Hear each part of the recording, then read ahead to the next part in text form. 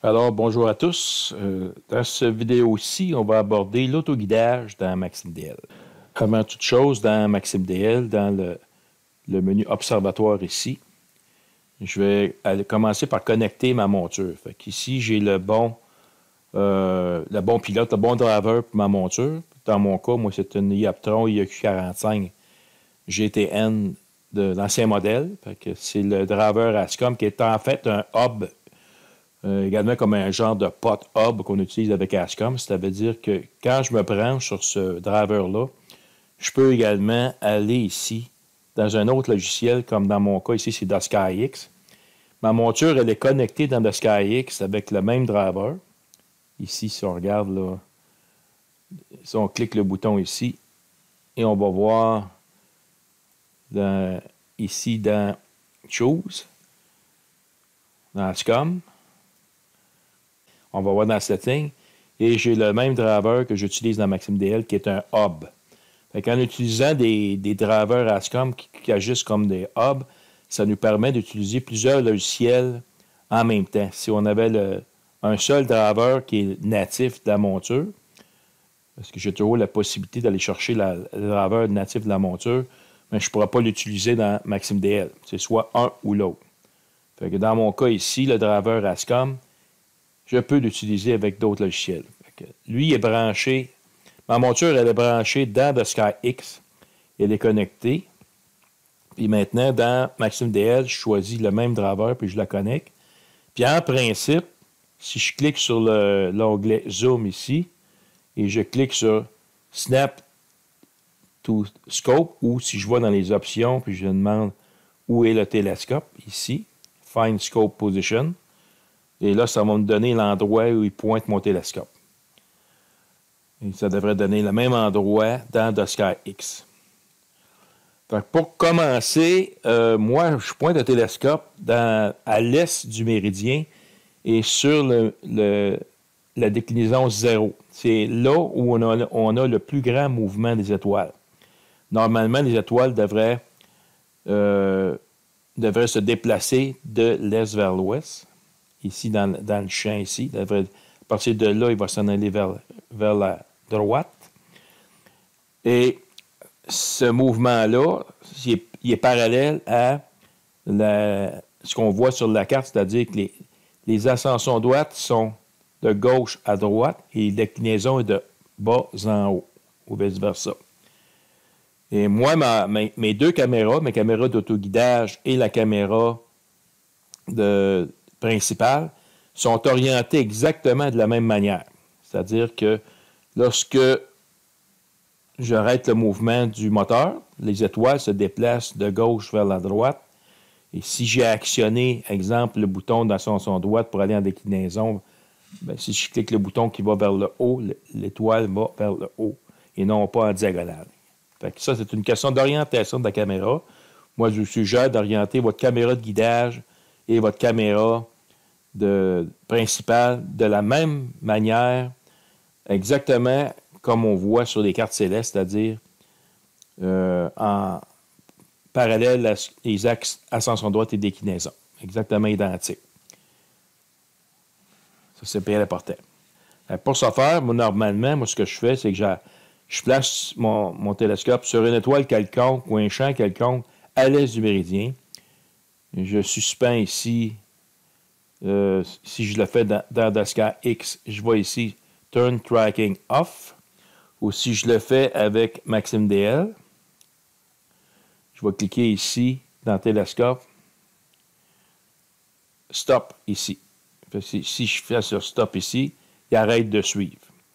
Et je prends des expositions de l'ordre de 10 secondes en Benning 3, puis mes étoiles devraient se déplacer de gauche à droite, parallèle au haut de la caméra. Ça, c'est la manière d'orienter la caméra. Maintenant, ici, là, je suis branché.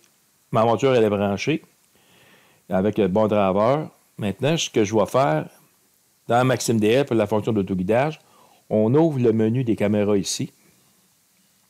On clique ce petit icône caméra.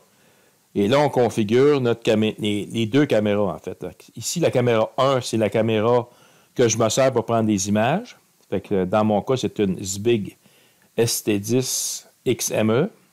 Fait que celle-là, elle est configurée avec le bon driver pour reconnaître la caméra. Et dans le caméra de guidage ici, moi, ce que j'ai comme caméra de guidage, c'est une Loadstar X2. Fait qu'il y a toujours possibilité d'aller chercher soit le driver ASCOM de Loadstar ou le driver natif. Dans mon cas, c'est Starlight Express Universal ici. Et quand on clique sur ça, ça c'est tout. Starlight Express Universal ici. Et on voit Connect to Loadstar ici. Vous avez le seul choix est ici. Mais vous allez cliquer ici sur Advanced. Vous allez avoir un menu qui vous donne une série de caméras que vous allez sélectionner. Mais dans mon cas ici, vu que c'est le pilote original de la Starlight Express, c'est celui-là que je choisis. Ici, il n'y a pas de guideur à l'intérieur. Lui fait office d'autoguideur. Et ce que je fais maintenant, je clique OK. Et il n'y a pas de système de refroidissement non plus. C'est une caméra qui est quand même très sensible en infrarouge, très sensible. Le capteur à l'intérieur, on peut voir facilement des étoiles qui sont très faibles. Si vous avez un driver ASCOM, dans ce cas ici, je vais prendre le pilote ASCOM. Et quand on choisit ASCOM ici, dans la caméra modèle, il faut aller cliquer sur Advanced. Ceux qui ont des caméras ZWO, et avec un driver ASCOM, mais vous choisissez ASCOM ici, vous allez cliquer sur Advanced ici. Puis là, ici, vous allez avoir un menu ASCOM Camera Chooser. Puis il suffit de choisir parmi la liste la caméra qui correspond à votre... le driver ASCOM qui correspond à votre caméra. Comme ici, là, si vous avez une caméra ZWO, ça sera probablement dans les ASI caméras, il faut choisir.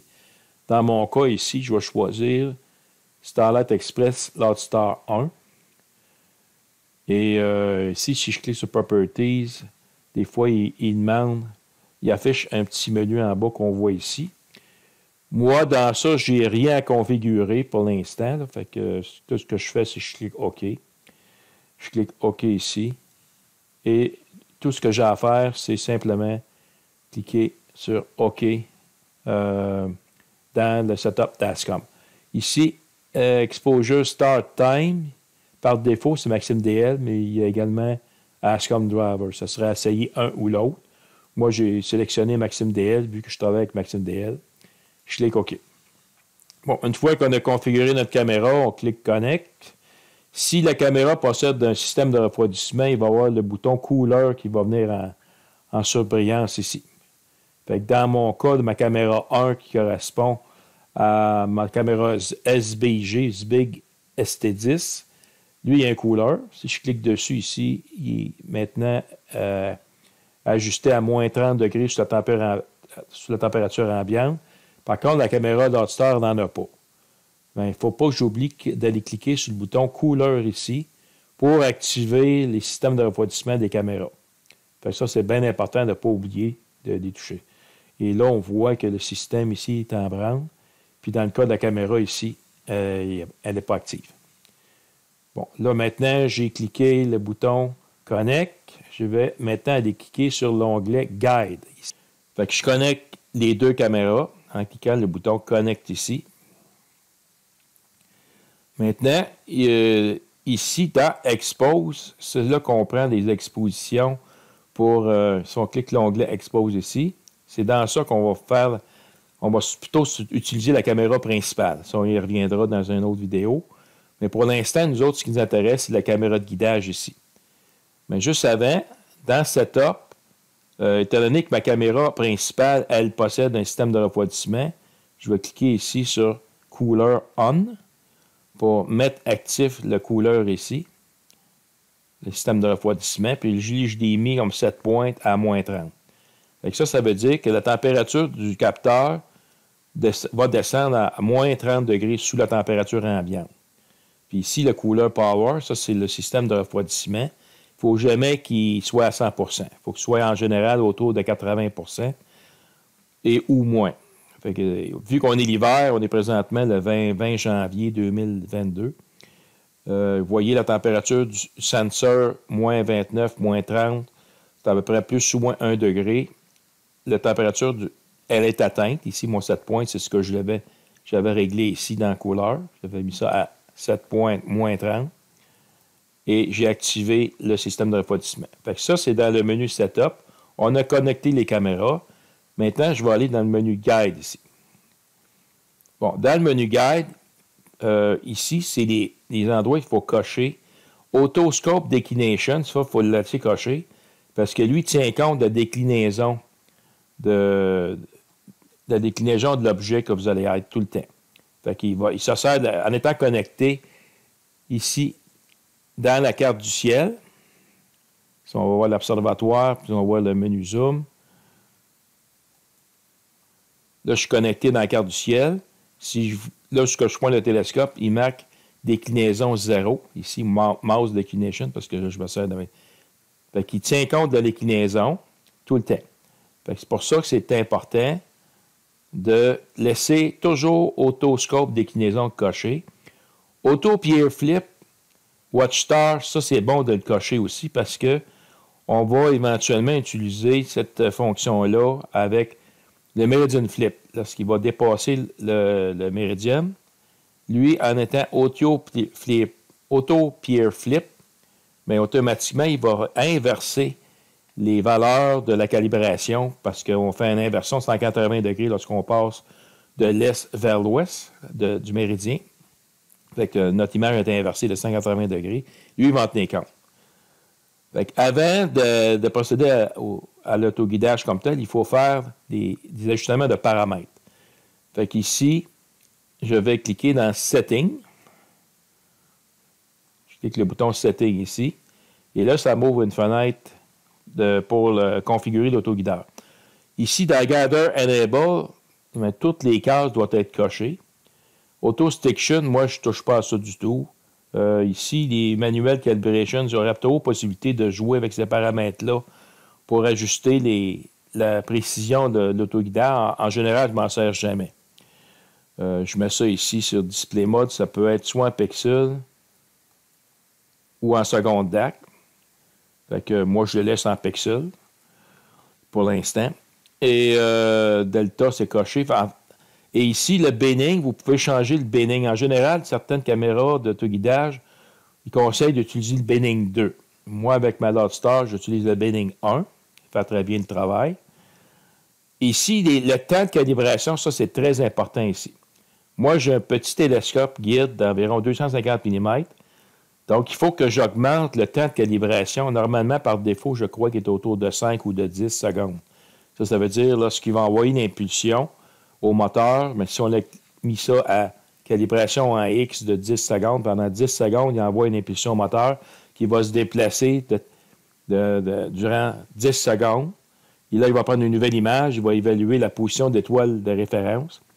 Après ça, il va ramener l'étoile de référence à la position originale. Après ça, il va faire la même chose en Y selon le temps de calibration qu'on a donné. Fait que c'est important de mettre un temps de calibration suffisamment long pour qu'il y ait au moins un déplacement de 5 pixels. S'il ne réussit pas à déplacer votre étoile de référence, bien, il va vous marquer un message. Puis à ce moment-là, il faut ajuster probablement ici, soit le binning ou soit ici le temps de calibration. Maintenant, ici, l'autoguideur, lui, envoie les impulsions directement au moteur de la caméra. Dans Contrôle via, ici, vous cliquez sur la petite flèche. Normalement, quand on achète un autoguideur, il vient un petit câble, il appelle ça un petit câble ST4 ou CCD.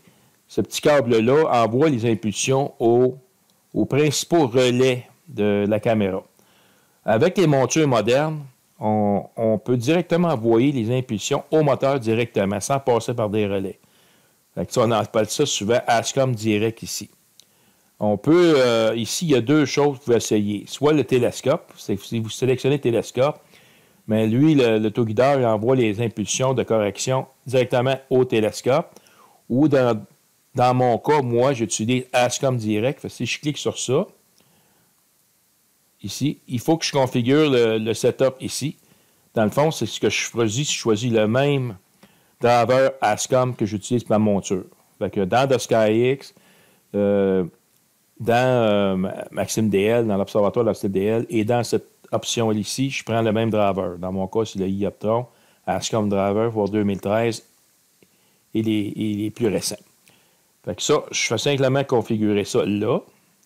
Et ça va me permettre, lorsque je vais faire ma calibration, mais que lui envoie les impulsions. Et ça, si vous utilisez ça, soit le ASCOM direct ou le télescope ici, vous n'avez pas besoin de câble de CCD. Fait que vous enlevez simplement le câble de CCD pour envoyer des impulsions par les relais. Ça, vous n'avez pas besoin. Vous avez simplement à utiliser soit télescope ou ASCOM direct. De toute façon, si ça ne fonctionne pas, il va vous le dire. Et vous allez avoir des messages d'erreur. Ici, vous allez avoir la position en X, Y de l'étoile guide lorsqu'on clique dessus. Fait que si je clique sur cette étoile-là, vous allez voir ici, la valeur de X, Y va changer. Si je clique sur celle-là, on voit la valeur X, Y a changé. Ici, l'agressivité en X et en Y, c'est de 0 à 10. C'est en pourcentage. Fait ici, c'est 8, c'est 80%. Vous pouvez changer les valeurs en X ou en Y de l'agressivité lorsque vous allez faire de l'autoguidage pour améliorer votre qualité d'image. Ici, graphe, ça vous fait un petit graphique de la qualité de votre autoguidage. Vous avez également des options ici dans la fenêtre Options. Moi, je le mets toujours sur No Calibration. Ça veut dire que je n'ai pas besoin de... Étant donné que la Bladstar n'a pas d'obturateur mécanique, il faudrait que j'aille faire des darks en mettant un bouchon par-dessus. Je préfère ne pas en faire. De toute façon, il n'y a pas beaucoup de bruit lorsqu'on prend des courtes pauses. Vous pouvez le laisser à No Calibration. Vous pouvez, si vous avez une caméra munie d'un obturateur, faire un auto-dark. Ou si vous voulez, il y a certains logiciels qui permettent de faire ce qu'on appelle des banques de dark pour les autoguideurs, comme The SkyX le fait. Ici, caméra setting. On n'a pas grand-chose à changer dans ça. C'est des informations pour ajuster la caméra. Ensuite, on va cliquer sur le bouton Advance ici. Sur le bouton Advance, ici, vous n'avez rien à changer dans les paramètres ici, sauf ici. Gather Motor Control. Si votre monture est capable de faire des corrections sur les deux axes en même temps, vous cliquez ici, sur cette case-là. Si elle n'est pas capable, ça dépend trop de la monture, à ce moment-là, vous ne la cliquez pas. Vous allez simplement la laisser comme engrisée comme ça. Lorsqu'il va faire le Meridian Flip, pour que le télescope, une fois rendu de l'autre côté du méridien, inverse les valeurs, ce qui est conseillé, c'est de le mettre sur adaptative. Ce que ça va faire, normalement, il est sur Reverse X. Normalement, la plupart des montures mettent ça sur Reverse X ici. Mais dans le cas de Maxime, par expérience, lorsqu'on fait un Meridian Flip, c'est mieux de laisser s'adaptative. Ce qu'il va faire, c'est qu'une fois rendu sur l'autre bord du méridien, il va faire une pause, puis il va essayer d'évaluer les valeurs pour l'autoguidage, les corrections d'autoguidage. Fait que lui, s'il va aller dans un sens, si ça ne fait pas, il va aller dans l'autre sens. Puis là, s'il trouve le bon sens, automatiquement, il va utiliser ces valeurs-là pour poursuivre l'autoguidage lorsqu'il va être rendu à l'ouest du méridien. Fait que vous mettez sur adaptative ici, ça c'est dans Advanced, puis vous cliquez Apply ici, et OK. Bon, maintenant, on a pas mal réglé notre fenêtre. Ici, le bouton Move, c'est pour un peu tester votre monture si elle fonctionne parfaitement. Fait qu'exemple, ici, si je clique le bouton X, lui, il va prendre une photo. Il dit ici qu'est-ce qu'il fait. Il déplace le télescope du mont. Ici, je l'ai mis pendant 1 seconde. Fait que pendant 1 seconde, il a déplacé le télescope. Là, il affiche l'image. Ici. Et ça, c'est pour vérifier. Il faut voir si votre monture, elle corrige selon vos paramètres de configuration. Fait que vous mettez... Ici, il y a la possibilité de changer en X. Ça veut dire si vous cliquez sur le bouton Swap X, mais le moins X devient plus X, puis le plus X devient moins X. Même chose en Y, ici, si on dit Swap, et on peut invertir les deux ici, les deux axes. Vous pouvez ici augmenter le temps d'exposition à, exemple, je pouvais mettre un 3 secondes. Et si vous faites maintenant Move, pendant 3 secondes, il envoie un mouvement. On voit ici ce qu'il fait. Il prend une photo qui affiche ici Auto Guiding Image. Et là, si je mets mon curseur ici, on va vérifier. On va faire on va mettre 5 secondes ici. Là, je vais commencer par prendre une photo. Juste pour voir l'image où est-ce qu'on pointe. Bon, mon image est ici. Mon étoile, elle est là. Je prends celle-là ici comme référence. Maintenant, si je clique plus X, en principe, il devrait se déplacer de tant de pixels d'un côté. Bon, on l'a vu, il s'est déplacé un petit peu. Je vais y mettre un peu plus long. On va y mettre 20 secondes. Et on va cliquer ici sur Move. Si je clique sur Move, il va prendre une photo. On voit ici dans la caméra idle, il marque l'information. Ou si je clique sur le X ici, là ici, il déplace le télescope pendant 20 secondes. Puis là, on va voir notre étoile qui va changer. Après ça, il va prendre une image. Dans la caméra 2 information, on le voit. Il va prendre une image. Et on le voit, Exposing Light ici, dans Gather, il prend une photo. Et là, on a vu, l'étoile s'est déplacée. Il ne faut pas que j'oublie que j'ai un télescope avec une courte focale. Il faut que j'augmente ces valeurs-là ici. Si vous avez une longue focale, si vous avez un télescope de guide de 500 mm, bien, vous n'avez pas besoin d'avoir si long ça. Fait que moi, quand même, j'ai vérifié le mouvement et j'ai vu un petit mouvement. Fait que ça a l'air à fonctionner. Maintenant, on va procéder. Avant de faire de l'autoguidage, il y a deux fenêtres ici. Caméra 1, information. Caméra 2, information.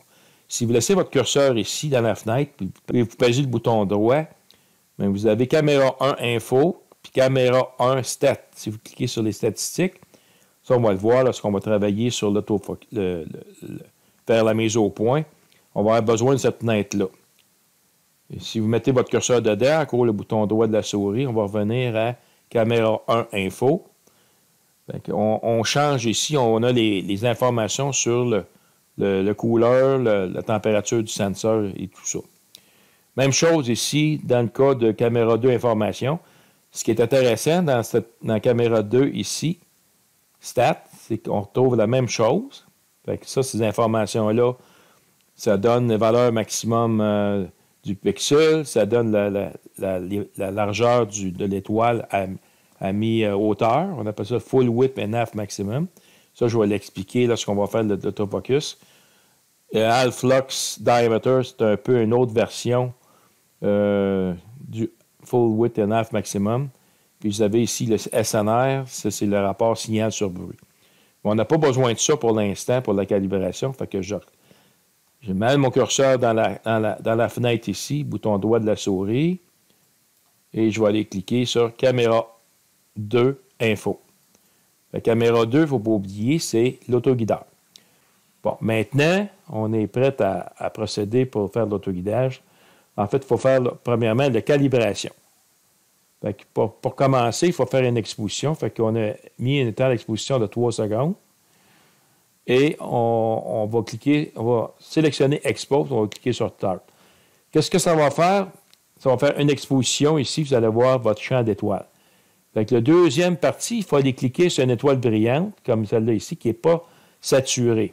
Fait que, tout dépendant du nombre de bits de votre caméra, si c'est une 16 bits, c'est 65 teintes degrés, il ne faut pas que ça soit saturé. Prenez une étoile qui n'est pas trop brillante. Comme ça, ici, ça pourrait être une bonne étoile. Ça aussi, c'est une bonne étoile. Fait qu'on clique dessus, puis automatiquement, en cliquant dessus, il va aller mettre la coordonnée de l'étoile guide que vous avez cliqué ici. Quand vous procédez à la calibration, ce qu'il fait, c'est qu'il commence à prendre une photo de 3 secondes. Après ça, il va afficher ici des petites lignes rouges.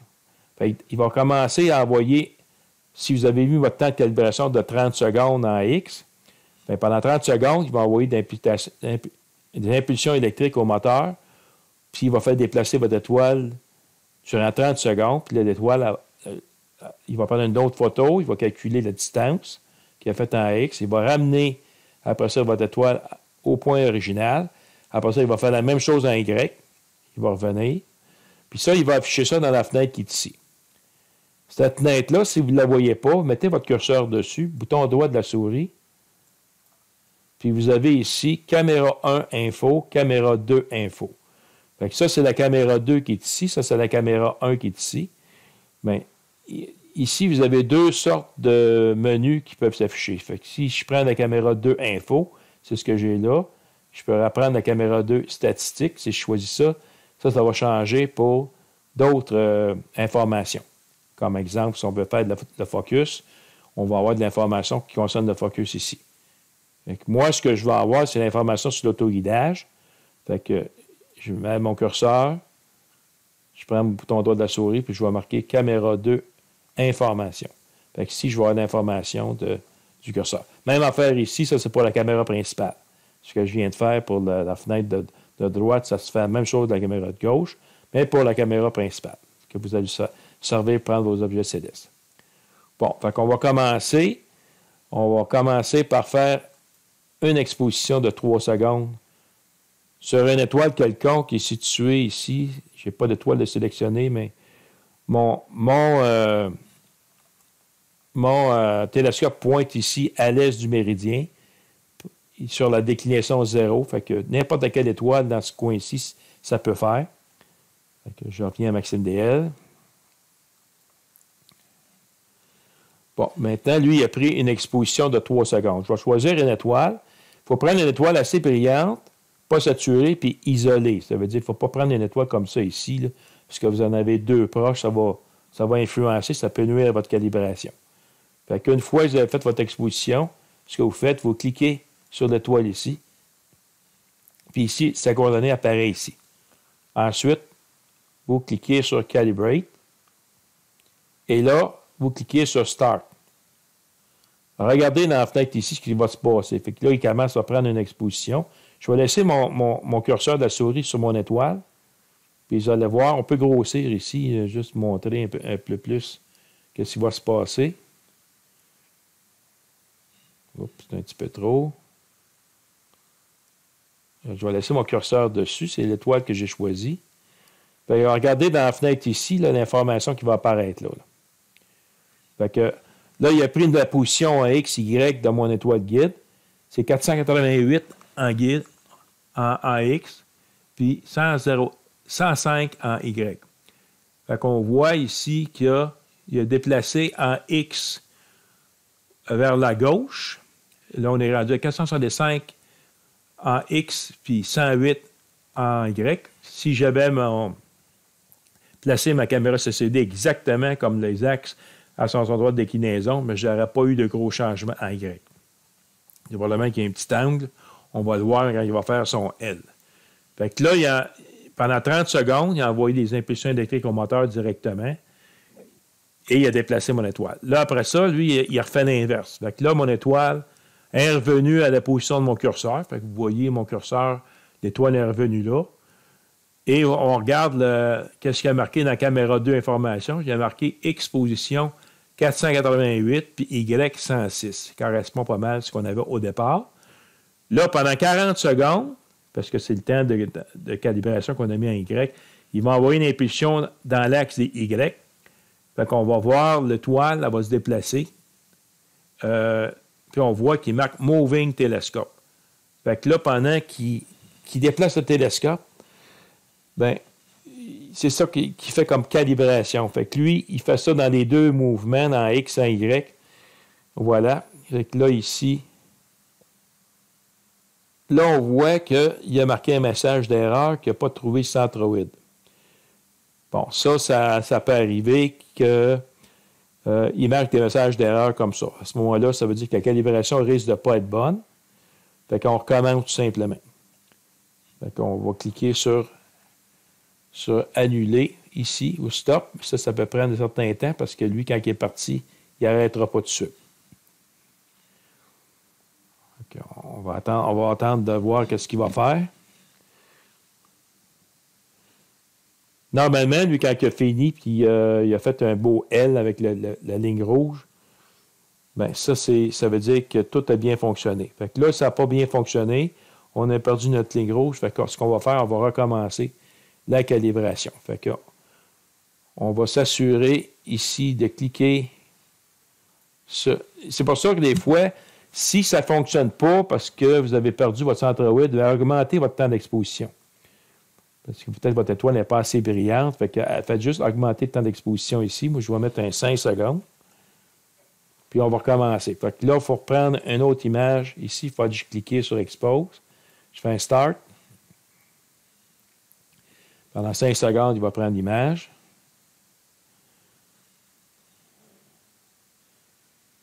Voilà. Fait que là, ici, je clique sur le centre de l'image pour être certain d'enregistrer ici la position de la gas star. Ensuite, je vais cliquer sur Calibrate et je clique Start. Et je vais mettre mon curseur dessus, puis je vais aller regarder les informations qu'il va marquer ici. Fait qu'on recommence le processus. Fait que voilà, ça, il a pris la position de l'étoile guide. Fait que l'étoile, si on regarde dans Guide Star, c'est 491 en X, 109 en Y. C'est ce qui apparaît dans la fenêtre caméra 2 information au départ. Fait que moi, j'ai mis mon curseur dessus l'étoile. Lui, il envoie ses impulsions électriques pendant 30 secondes en X. Fait que vous allez voir l'étoile se déplacer vers la gauche. Et là, il va enregistrer la nouvelle position de l'étoile. Voilà. Puis là, il a tracé une petite ligne rouge. Mon curseur n'a pas bougé. C'est l'endroit où était l'étoile à l'origine. Fait que là, maintenant, il envoie une deuxième impulsion de 30 secondes en X pour ramener l'étoile à l'endroit où elle était à l'origine. Ça veut dire où est mon curseur. Fait qu'il faut être patient, ça va nous prendre un petit peu de temps. Fait qu'on surveille ça. Vous pouvez grossir l'image pour voir mieux, comme on voit là. Et on lit. Là, il prend nos photos. Vous allez voir, l'étoile devrait apparaître à nouveau sur mon curseur. Comme de fait, elle est revenue, puis il a retracé la petite ligne rouge du retour. Maintenant, il va appliquer une correction, un mouvement durant 40 secondes en Y, parce que moi, j'ai un petit peu de backlash dans ma monture. Fait qu'au lieu d'être 30 secondes en Y, j'ai mis 40 secondes. Fait que tout ce qu'il va faire, c'est que l'étoile va se déplacer en haut, vers le haut, durant 40 secondes. Puis il va encore là afficher l'étoile, la position de l'étoile en X et en Y. Après ça, il va faire encore une impulsion à l'inverse. On va aller pendant 40 secondes dans l'autre sens pour tester les 4 mouvements en X. Plus X, moins X. Après ça, c'est plus Y, moins Y. Là, on voit, il y a comme l'apparition d'un L. Là, il a enregistré l'étoile. Fait que tantôt, on avait eu un échec parce qu'il disait qu'il n'avait pas trouvé le centroïde de l'étoile. Là, ce qu'on a fait, c'est qu'on avait des pauses originales de 3 secondes. Là, on a mis 5 secondes. Fait que, il semble avoir trouvé le centroïde de l'étoile en ayant exposé 5 secondes. Fait que ça va bien à date. Regardez dans la fenêtre caméra 2 information. À date, on n'a pas de message d'erreur. Fait que ça va bien. Notre petite ligne rouge, elle est tracée aussi. Fait que tu vois bien. Là, présentement, il est en train d'envoyer le mouvement en Y. Là, il est en train de prendre l'exposition de 5 secondes. Et voilà. Là, il a ramené l'étoile exactement au point d'origine. On voit ici dans la fenêtre caméra 2 information tout ce qu'il a fait. Fait que regardez ici en X. Fait que par rapport au début, il a envoyé l'impulsion. Ça a commencé à 490 de position. Après ça, c'est devenu 467.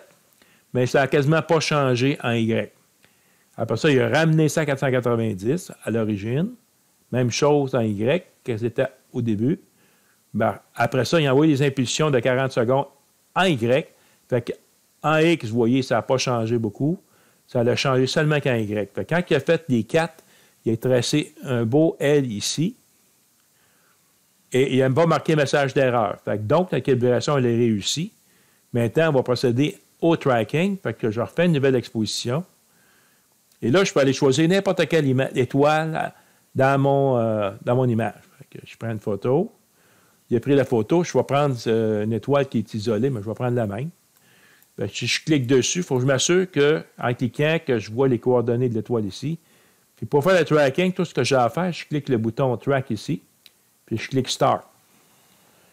Fait que là, ici, dans Caméra 2 Info, il va marquer l'information sur l'autoguidage. Bon, voici l'étoile, elle apparaît ici.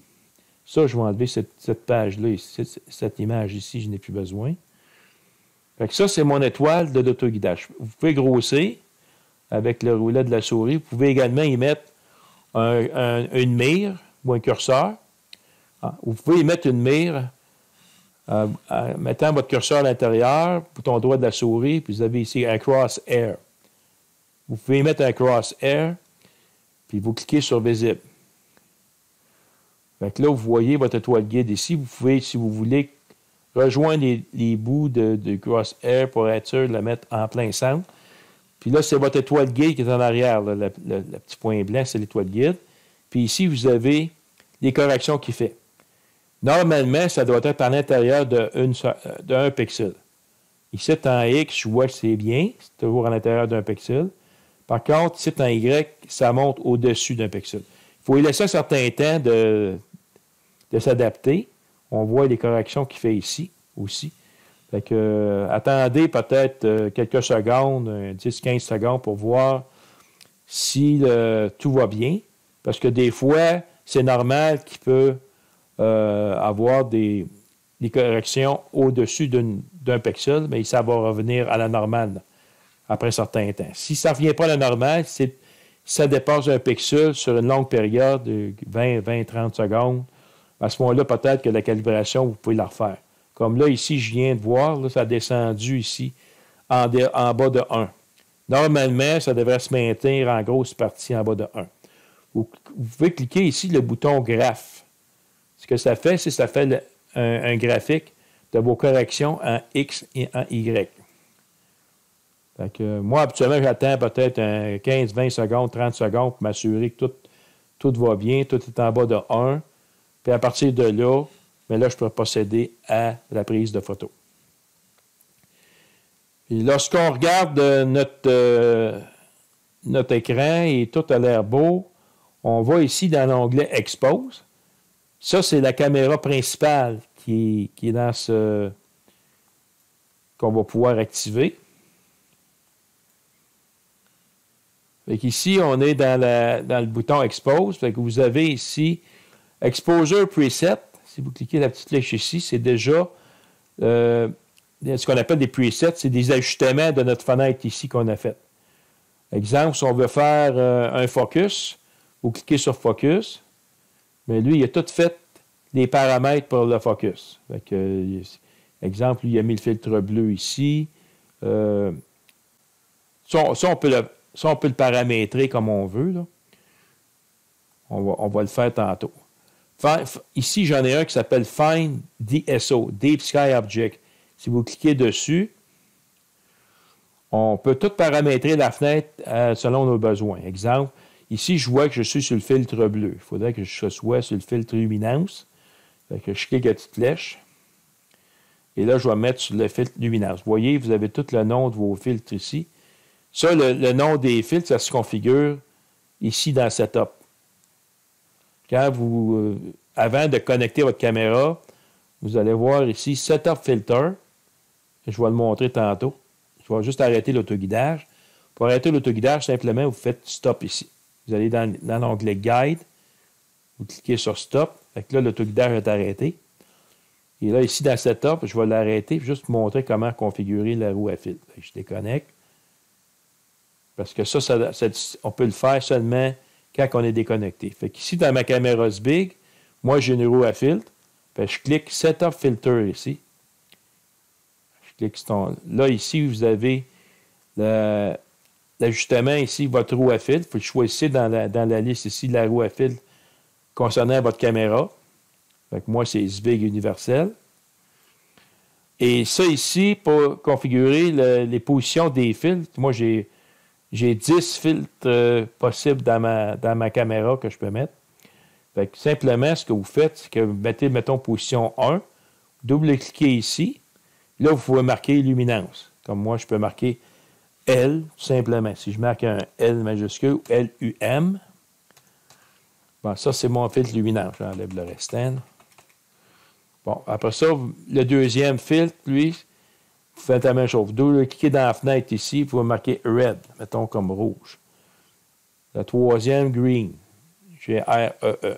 Bon, ainsi de suite. Fait que vous double-cliquez dans la fenêtre ici, marquez votre filtre pour chacune des positions. Ensuite, vous cliquez OK. Bon, maintenant, vous avez configuré votre fenêtre ici. Tout ce qu'il vous reste à faire, c'est vous reconnecter à nouveau. Et là, à ce moment-là, ici, dans l'onglet Expose, vous avez ici Filter Wheel. Et là, vous cliquez à la petite flèche, puis vous allez sélectionner le filtre en question. Fait qu'ici, je vais mettre le filtre luminance. Ici, vous avez le Binning 2. Fait que moi, je vais le mettre sur Binning 1.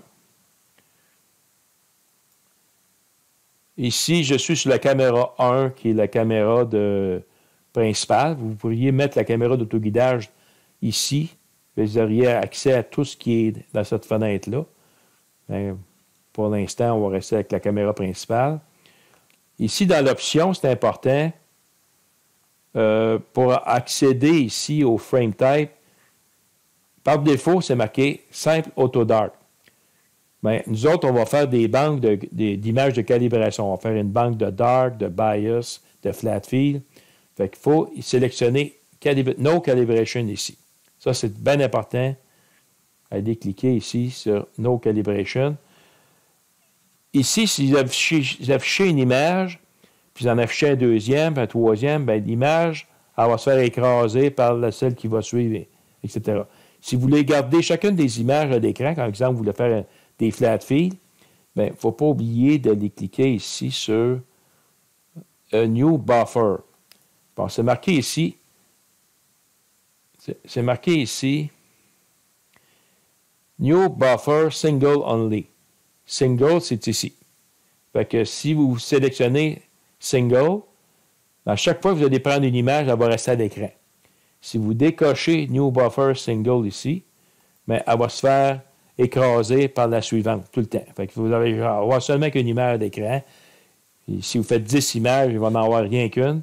Si vous cliquez ici sur New Buffer Only, Single Only, New Buffer Single Only, puis vous prenez 10 images, mais il va y avoir 10 images à l'écran. Puis si vous voulez les garder, il faut vous les sauvegarder. Fait que pour l'instant, je vais le décocher, je ne veux pas l'avoir, mais c'est important de mettre No Calibration ici. Bien important. Bon, maintenant, quand on prend une photo avec l'onglet Expose dans Camera Control, on met le temps d'exposition ici à seconde. On met le filtre qu'on veut utiliser ici. On choisit le frame type dans la liste ici. Si on clique ici, on a Bias, Dark, Flat. Dans mon cas, moi, c'est des lights. Je prends des images d'objets célestes. C'est des lights que je choisis. Et ici, vous avez la possibilité de faire du fenêtrage. Ça veut dire que normalement, votre grosseur de votre capteur de CCD est affiché au complet ici. Mais on va le voir dans ce qu'on va faire de l'autofocus. C'est bien pratique de pouvoir faire ce qu'on appelle des subframes, des fenêtrages de notre capteur. Fait que pour l'instant, on n'en fera pas. Fait que pour faire une image, tout ce qu'on a à faire ici, bon, j'ai mis 10 secondes en Binning 1, mais je clique sur Start ici. Fait que lui, ce qu'il fait, là, il marque l'information ici dans la caméra 1, information. Fait que je prends une image présentement de 10 secondes en Binning 1 avec le filtre luminance. Une fois qu'il a fini, il va marquer ici Download. Ça, je vais enlever ça. C'est le temps qu'il va prendre à l'image à la lire. Et là, il va l'afficher. Comme je peux voir à l'écran présentement, j'ai pas de... Moi, je manque de foyer. Mes étoiles ne sont pas parfaitement au focus. On va le voir dans la prochaine partie, comment faire le focus. Fait que ça, c'est quand on prend des images, c'est comme ça qu'on procède. Ici, dans Exposure Preset, par défaut, il y avait Find DSO, Find Deep Sky Object. Bon, une fois que j'ai fait des changements que je veux dans cette fenêtre-là, je peux lui donner un nom ici, comme n'importe quel qui est ici, en cliquant ici le petit triangle. Donc, si je clique le petit triangle qui est ici, là, je peux lui donner un nom comme Save as New Preset. Je peux lui donner un nom. Là, je vais prendre celui qui est là. Mais vu que j'ai travaillé dedans, on voit qu'il y a comme une petite étoile qui apparaît ici en Find DSO. Ça veut dire que j'ai fait des modifications. Si je veux garder les modifications qu'il y a ici, il faut que tout ce que je fasse, c'est je sélectionne ici, évidemment, le bon nom. J'organise ma fenêtre ici selon mes intérêts, mes besoins. Et après ça, je vais faire ici un Update Current Preset. Là, la petite étoile va disparaître. Fait que je fais un Update. Fait que là, l'étoile a disparu. Fait que si je choisis un exemple, un autre preset, je prends un exemple Photos Guider, on va voir que ça a changé. Ici, ça a tout changé parce que le preset qui était nommé Focus Guider, c'est ce qui avait été ajusté à ce nom-là, à ce preset-là. Maintenant, si je veux reprendre, moi, mon preset Find DSO, avec les paramètres que j'ai faits, je vais simplement choisir dans la liste Find DSO. Et voilà, j'ai tous mes paramètres que j'avais faits au départ. Je peux en créer de nouveaux, puis je peux prendre ceux qui sont là et les modifier, mais il ne faut pas, si je les modifie, puis je vois une petite étoile, il ne faut pas que j'oublie d'aller faire Update Current Preset ici. Puis je peux les enlever. Puis ça, c'est la fenêtre ici qui concerne les ajustements des presets. Bon, maintenant, c'est comme ça qu'on utilise la fenêtre de contrôle, la fenêtre d'exposition pour prendre les images. Ici, Continuous, c'est là que c'est intéressant. On peut faire le foyer avec ça. Je vais faire une vidéo spécialement pour ça. Je vais vous montrer comment on procède. Et si je veux faire une série d'images, là, à ce moment-là, je vais ici dans la fenêtre Autosave. Si je clique sur Autosave ici, on voit la fenêtre qui apparaît. Ici, Autosave File Name, je donne un nom. Par exemple, ça peut être M13, ça c'est le nom de l'objet. Ici, je peux y mettre, ici vous avez quand même des infobulles, si vous laissez le curseur dessus, ça vous donne de l'information sur ce que ça fait, des fenêtres. Et ici, vous pouvez mettre un délai pour la première image, après ça un délai pour les images qui suivent. Vous avez la possibilité de faire ce qu'on appelle on peut faire des mosaïques aussi avec cette fenêtre-là. On peut faire du dithering. Ici, le dithering, ici, on peut, si on le met sur On, on peut simplement... Dithering, c'est que si on met, mettons, un dithering de 2 pixels, entre chaque image, il va déplacer d'environ 2 pixels votre étoile pour laisser une petite différence quand il va faire des corrections. Lorsqu'on fait des combinaisons, exemple avec des CMOClip ou des médianes, mais tous les rayons cosmiques des satellites, des pixels déviants vont être éliminés parce qu'on a laissé des petites différences entre chacune des images. Il appelle ça du dithering. Il y en a qui en font, il y en a d'autres qui n'en font pas, mais vous avez la possibilité d'en faire ici dans la fenêtre Autosave. Moi, ici, la configuration de cette fenêtre-là, c'est relativement facile. On va y revenir dans une autre vidéo en détail, mais c'est juste pour vous montrer que si vous voulez activer ici une des colonnes, ici, vous en avez plusieurs, vous cliquez sur le bouton, mettons, numéro 1. Là, vous choisissez le type, c'est une image dark, une image light. Il faut activer le bouton ici en premier, le bouton slot. Et après ça, vous choisissez le filtre que vous désirez dans la liste, toujours avec la petite flèche. Ensuite, vous donnez un suffixe. Si c'est des images light, moi, je marque LGT. Je pourrais marquer ici LGT. Ensuite, ici, le temps d'exposition. Ça peut être, par exemple, 10 secondes. On prend des expositions de 10 secondes. On va enlever ça. Bon, là, je prends des 10 secondes. Le Binning, même chose. Je prends Binning 1. Ici, le RAW, si je ne change pas ça, c'est toujours pareil, le RAW. Et le nombre de pauses que vous voulez prendre. Si je veux en prendre 9, mais je marque 9 ici. Et il y a des possibilités de mettre des scripts aussi. Ça, moi, je n'utilise pas ça. Puis la même chose de la deuxième image, mais si vous voulez faire des lettres, maintenant, c'est encore des luminances, mais là, vous voulez utiliser, exemple, le filtre rouge. À ce moment-là, vous changez ici, mettez le filtre rouge. Bon, filtre rouge ici. Puis là, je peux mettre un RD pour Red. Encore là, le temps d'exposition, peut-être 10 secondes encore ici. 10 secondes là.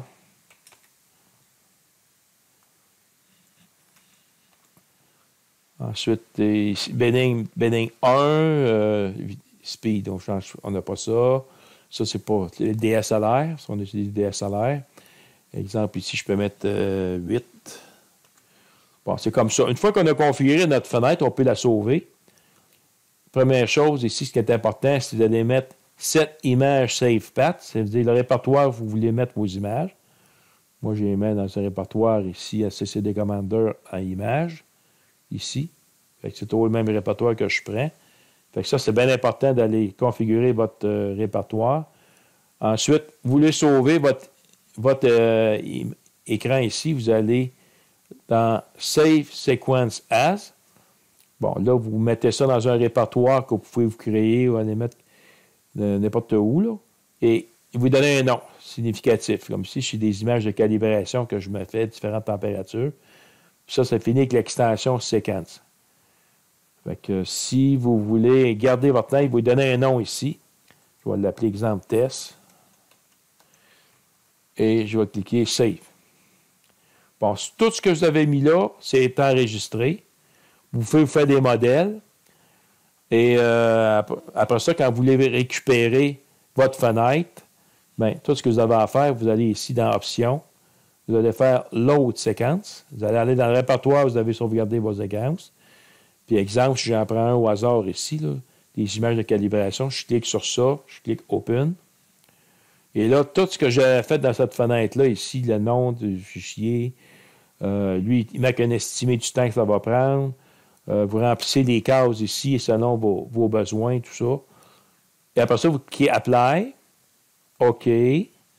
Puis, quand vous commencez, faire votre séquence automatisée, votre séquence de plusieurs images, vous cliquez sur Start ici. Et là, ça va partir votre séquence durant le temps que ça... toute la nuit s'il faut. Et là, je vais récupérer montrer comment que mon fichier test que j'ai fait tantôt va être récupéré. Fait que l'autre séquence, je vais chercher test. Il est ici. Je clique sur ça. Vous pouvez double-cliquer. Ça vient la même chose. Vous voyez ce que j'avais fait tantôt est marqué ici. Fait que je récupère. Fait que je pourrais changer seulement quelques paramètres dans ça. Puis je n'ai pas besoin de tout remplir les cases à chaque fois que je vais faire l'astrophotographie.